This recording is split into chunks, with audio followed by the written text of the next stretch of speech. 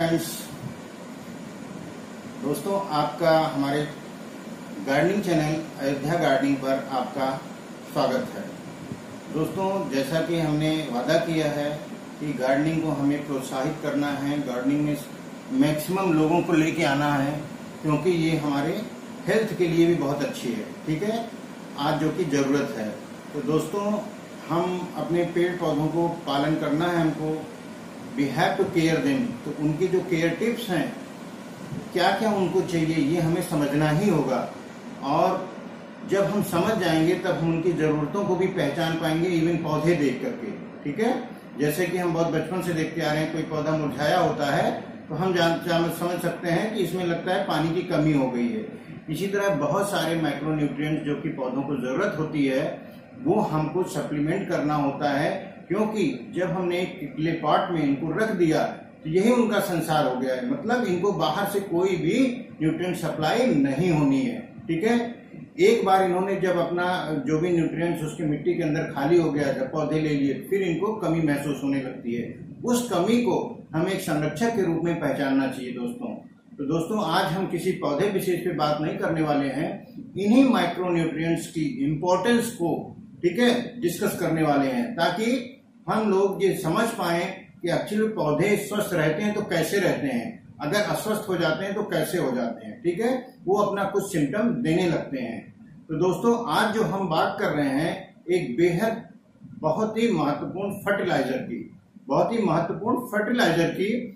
ये दोस्तों ऐसा फर्टिलाइजर है जो आज की डेट में मॉडर्न एज में इरिलेवेंट हो गया है, क्योंकि मार्केट में बहुत सारे फर्टिलाइजर की चीजें आ चुकी हैं। लेकिन जब ये सब चीजें नहीं थी ओल्ड एज में, यानी आज के 20-25 साल पहले, तो हमारे जो गार्जियंस हैं वो पेड़ पौधों को इसी तरह से फर्टिलाइज करते थे दोस्तों। तो इतना अच्छा फर्टिलाइजर है ये दोस्तों। और ये विशेष बात क्या है कि ये ऑर्गेनिक है, यानी हमारे पौधों को कोई भी केमिकल सप्लीमेंट नहीं जाएगा इससे। सबसे अच्छी बात ये। तो दोस्तों, वो चीज बेहद पुराने जमाने की पॉपुलर, जिसको हम लेके आए आपके लिए बताने के लिए, ये है दोस्तों वुड एश, लकड़ी की राख। लकड़ी की राख दोस्तों इतना काबिले गौर करने वाली चीज है पौधों के लिए। अगर मैं इसकी बात करूं, इनके कंपोजिशन इनमें होता क्या क्या है, तो दोस्तों सबसे बड़ा इंपॉर्टेंट इसमें पोटेशियम होता है, कैल्शियम होता है, आयरन होता है, मैग्नीशियम होता है, फास्फोरस होता है, जिंक होता है। इतने सारे सप्लीमेंट इसके अंदर होते हैं। जब हम पौधों को ये पेड़ों में डालते हैं, इवन ये ऐसा फर्टिलाइजर है जिसको कि हम लोग पत्तियों पर भी छिड़काव करेंगे, तो पत्तियां हमारे जो कीड़े मकोड़े हैं, क्योंकि ये एक अच्छा पेस्टिसाइड है, एक अच्छा फंगिसाइड है, फंगस को ये किल कर देता है। ठीक है दोस्तों, तो उम्मीद है कि दोस्तों ये फर्टिलाइजर आप वापस अपने प्रैक्टिस में लाएंगे यूज करने में। ठीक है, अब मुद्दा यह है कि आज जब अर्बनाइजेशन बढ़ गया है, पहले गांव में बड़े आसानी से उपलब्ध होती थी, क्या आज ये उपलब्ध है दोस्तों? देखिए, जब हमें कुछ करना होता है, जहां चाह वहां रहा। सबसे बड़ी बात कि अगर हमको कहीं से मिल नहीं सकता, ठीक है, ऐसा हो नहीं सकता कि पेड़ मिल नहीं सकता। जैसे जो लोग स्ट्रीट वेंडर्स हैं, वो लोग लैया चना बेचने वाले लकड़ी यूज करते हैं, ठीक है, मूंगफली भूनने वाले यूज करते हैं। हम उनको मुश्किल से 50 रुपए दे दें अगर, तो और उनको बोल दें कि भैया जरा हफ्ते 10 दिन की जो राख इकट्ठा वो आप हमें दे देना, हम आपको 50 रुपीज दे देंगे, तो 2-3 केजी के बराबर वो दे देंगे। ठीक है, क्योंकि वो वेस्ट है इनके लिए, ठीक है, और आपके लिए बिल्कुल गोल्ड है पौधों के लिए।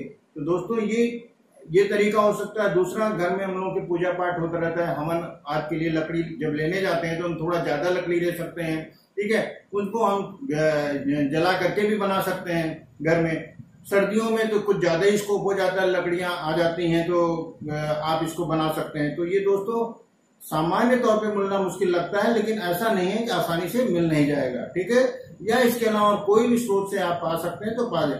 हाँ, जब आप लेके आए तो उसको दोस्तों यहाँ पर हमें करना क्या है, हमें छन्नी के माध्यम से इसको छानना होता है, ताकि इसके अंदर जो बहुत महीन पाउडर बन जाए और वो हम पौधों में आसानी से डाल सकें। और इसमें कोयला भी होता है, कोयले को हम अलग कर लें दोस्तों।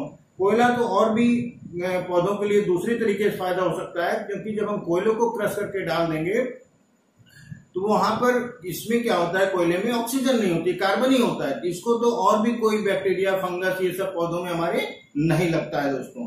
तो उम्मीद है दोस्तों कि ये राख के यूज के बारे में जितना आपको बताया मैंने, पोटेशियम बताया कि इसके अंदर पोटेशियम का रोल क्या है पौधों में दोस्तों। पोटेशियम क्या करता है कि हमारे ब्रांचेज को मजबूत करता है पौधों की, ठीक है। दूसरा बड़ा रोल कि जो फल आते हैं, फूल आते हैं, फूल आने पर ये गिरता नहीं है। कभी कभी हम देखते हैं फूल आ रहा गिर जा रहा, फूल आ रहा गिर जा रहा, किसी भी पौधे में जो फल और फूल देने वाले हैं। तो पोटेशियम इनको सप्लीमेंट जब मिलता है तो ऐसा नहीं होता दोस्तों। तीसरी चीज, पोटेशियम का बड़ा रोल क्या है। पोटेशियम का एक रोल ये है कि पौधों में जो हमारे फल तैयार होने लगते हैं तो उसमें रस बढ़ाता है ये। इसी कारण हमारे देखिए कुछ फल साइज में बड़े होते हैं, क्योंकि उन जहां पर ये फर्टिलाइज अच्छे ढंग से होता है तो वहां पर फल भी इसके बड़े बड़े होते हैं, क्योंकि अच्छा खासा रस पोटेशियम प्रोड्यूस करता है फलों में, ठीक है।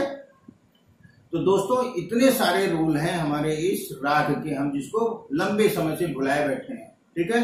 तो वापस लेके आते हैं अब मुद्दा इस चीज को। मुद्दा यह है कि इसकी डोज क्या है दोस्तों। डोज के बारे में मैं आपको अगर बताना चाहूं तो डोज को लेके हमें ये ध्यान रखना है कि अगर हमारा गमला छोटे साइज का है तो आधा चम्मच ही राख बहुत काफी है मिट्टी के अंदर, ठीक है। अगर हमारा मीडियम साइज का है तो 1 चम्मच, अगर बड़ा गमला है तो 1.5 से 2 चम्मच डाल सकते हैं। वंस इन ए मंथ, केवल महीने में एक बार। जैसे ये देखिए राख है, ये मैंने राख ये राख का मेरा स्टोर है, ठीक है। इसमें से मैंने यहाँ पर छाना इसको। अब छानने के बाद हम क्या कर रहे हैं, इस पौधे में देखिए ये चिली का पौधा है दोस्तों। इसके अंदर हम क्या कर रहे हैं, ये 1 चम्मच मिला दे रहे हैं, 1 से 1.5 चम्मच मिला दे रहे हैं, ठीक है। और उसके बाद इसकी हम हल्की सी गुड़ाई भी कर देंगे। गुड़ाई के बाद दोस्तों हम इसके अंदर पानी डाल देंगे, ठीक है। पानी डालने से तुरंत क्या होता है कि जो इसके माइक्रोन्यूट्रिएंट्स हैं उनका एब्जॉर्प्शन फास्ट हो जाता है, इंस्टेंट, यानी मिट्टी में जल्दी से एब्जॉर्ब हो जाते हैं। जो पोटेशियम है, कैल्शियम है, मैग्नीशियम है, उससे हमको रिस्पॉन्स जल्दी मिलता है दोस्तों, ठीक है। अब इसके बारे में अगर हम बात करें, ये देखिए चिली है का पौधा है हमारा। चिली हमारी आई हुई, इसमें यहाँ पर चिली है, देखिए यहाँ पर आपको अगर दिखाई दे रहा हो ये सब चिली आ गई है, ठीक है। पहले से भी आती रही है। तो ये चिली लाल हो गई क्योंकि मिच्योर हो गई लंबे समय से, ये देखिए टूट भी गई इसमें, ठीक है। इसको हमें अलग कर लेते हैं। तो दोस्तों हम दूसरा तरीका क्या है, मिट्टी में तो हमने डाल दिया राख को और इस पर पानी डाल दिया। दूसरा तरीका है कि जब हमारे पौधों में पेस्ट पत्तियों पर लग जाते हैं, फंगस लग जाते हैं, ठीक है, ऐसे में हम लोगों को क्या करना चाहिए कि पानी का स्प्रे कर देना चाहिए पूरी पत्ती पे दोस्तों, ठीक है। 1 राउंड आपने पूरा स्प्रे कर दिया, ठीक है। स्प्रे करने के बाद हम लोग क्या करते हैं कि राख को इसके ऊपर स्प्रे कर देते हैं फिर से, ठीक है। तो राख क्या होती है दोस्तों, इस पर चिपक जाती है, ठीक है। चिपक जाने से क्या होता है कि इसके अंदर जो फंगस वगैरह होते हैं वो कहीं भाग नहीं पाते, उड़ नहीं पाते हैं और वो मरते ही मरते हैं। तो अब जैसे इसको हमने लिया हुआ है, अब दोस्तों अगर हमको ऐसे स्प्रे करना है, स्प्रिंकल करना है, तो ये ऐसे ऐसे इस पे कर दिया, ठीक है। अब इससे क्या होगा कि हमारा पौधा जो है पेस्ट फ्री हो जाएगा, ठीक है, फंगस फ्री हो जाएगा। तो ऐसे में दोस्तों आपके लिए बहुत ही लाभदायक सूचना जानकारी है, बशर्ते इसको हम यूज में लाएं। तो दोस्तों खूब अच्छी तरह स्प्रिंकल करने के बाद 24 घंटे इसको ऐसे रहने दें। 24 घंटे के बाद हम लोग क्या करेंगे, इस पर फिर से पानी स्प्रे कर देंगे। पानी स्प्रे करने क्या होगा, पत्तियां साफ हो जाएंगी दोस्तों। जब पत्तियां फिर से साफ हो जाएंगी, हमारा पौधा एकदम नीट एंड क्लीन हो जाएगा। और जमीन में चूंकि इसकी मिट्टी में हमने सप्लीमेंट किया हुआ है, तो पौधे को हमारे पूरी तरह से एक साथ हमने क्या कर दिया, फंगीसाइड डाल दिया, हमने पेस्टिसाइड डाल दिया, हमने माइक्रोन्यूट्रिएंट्स दे दिए। अब ये पौधा फले फूलेगा दोस्तों। तो उम्मीद है दोस्तों ये लकड़ी की राख की जो यूटिलाइजेशन है, जो लाभ है, एडवांटेज है, आपको बहुत काम आएगी। अब एक चीज हमको जो आपसे जो बहुत इंपॉर्टेंट शेयर करनी है वो ये है कि इसका साइड इफेक्ट भी है क्या कुछ। तो इसका उत्तर दोस्तों है कि हाँ साइड इफेक्ट है। जितने भी एसिड लविंग प्लांट हैं, ठीक है, जो दूसरे शब्दों में कहें कि जो पौधों को आगे बढ़ने के लिए, अच्छी ग्रोथ के लिए एसिडिक सॉइल की जरूरत होती है, उनके लिए थोड़ा सा नुकसानदेह है। ये क्या करता है, इसका पोटेशियम जो इसके अंदर होता है ये मिट्टी को एल्कलाइन कर देता है। ठीक है, एल्कलाइन कर देने से क्या होता है, हमारा जो प्रोडक्शन है फल का फूल का वो प्रभावित होता है। लेकिन क्योंकि हमारी डोज इतनी वेल मैनेज्ड है कि महीने में एक बार हमें देना है, महीने में एक बार देना है, तो हम कोशिश ये करें कि ज्यादा तो हमारी डोज बिल्कुल होनी नहीं चाहिए, और महीने में अगर हम एक बार दे भी रहे हैं तो उन पौधों में जो एसिड लविंग है, जैसे क्रोटोन वगैरह है या फल फूल देने वाले ज्यादा पौधे हैं, टमाटर आदि हैं, उनमें हम फिर से अपना एसिडिक कंटेंट बढ़ा दें। एसिडिक कंटेंट कैसे बढ़ाया जाता है, चाहे आप विनेगर उसमें डाल सकते हैं, चाहे आप एलम डाल सकते हैं जिसको हम फिटकरी कहते हैं। हम अच्छे ढंग से उस पर वीडियो बनाएंगे पूरा एक एसिडिक सॉइल बनाने का। तो यही एक साइड इफेक्ट है दोस्तों, बाकी ये वरदान है हमारे पौधों के लिए, और ये फ्री ऑफ कॉस्ट है, अप्रोक्सीमेट नो कॉस्ट के बराबर है।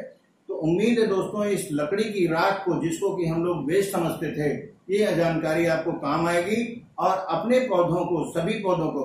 दूसरी चीज, एक चीज और आपको कह दूं, जो मैंने कहा once in a month, sometimes we are confuse कि कब डाला था क्या हुआ। एक संडे को ही फिक्स कर सकते हैं। ठीक है, आपने पहला संडे, दूसरा Sunday, whatever the convenient to you. मैंने तो चौथे संडे को रखा हुआ है। चौथे संडे को मैं सारे पौधों पर ऐसे लगभग कर देता हूँ। बस हाँ, देखता हूँ कि एसिडिक प्लांट्स को अगर बहुत जरूरत नहीं होती है, जो एसिडिक नेचर के हैं, तो उनको छोड़ देता हूँ, बाकी सब पे दोस्तों कर देता हूँ। उनको भी कर देता हूँ, बस उसका एक अल्टरनेट मंथ कर देता हूँ, ताकि जो राख की जो कंपोजिशन है, जो इंपॉर्टेंस है, जो मैक्रोन्यूट्रिएंट्स है, अल्टीमेटली उनको भी मिले।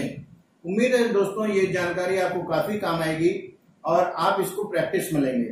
थैंक यू दोस्तों।